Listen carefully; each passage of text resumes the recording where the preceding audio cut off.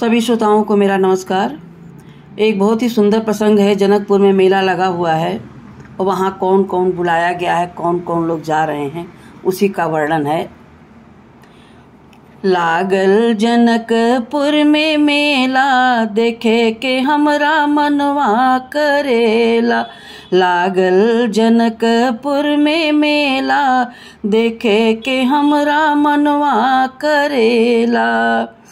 मनवा करेला, मनवा करेला, मनवा करेला, मनवा करेला। लागल जनकपुर में मेला, देखे के हमरा मनवा करेला। लागल जनकपुर में मेला, देखे के हमरा मनवा करेला।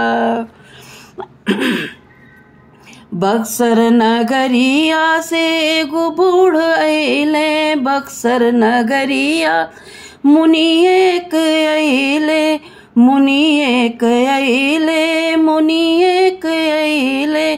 संगवा में लाए दुई चेला, संगवा में लाए दुई चेला, देखे के हमरा मनवा करेला।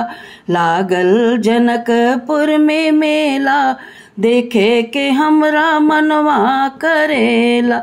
लागल जनकपुर में मेला, देखे के हमरा मनवा करेला। देश देश से भूप सब अइले, देश देश से भूप सब अइले, भूप सब अइले, भूप सब अइले। एक से एक अलबेला, एक से एक अलबेला, देखे के हमरा मनवा करेला। लागल जनकपुर में मेला, देखे के हमरा मनवा करेला। लागल जनकपुर में मेला, देखे के हमरा मनवा करेला।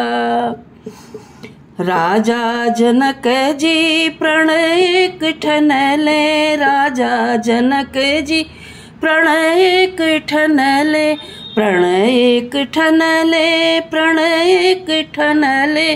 धनुषा के तोड़ी अकेला, धनुषा के तोड़ी कोई अकेला, देखे के हमरा मनवा करेला। लागल जनकपुर में मेला, देखे के हमरा मनवा करेला।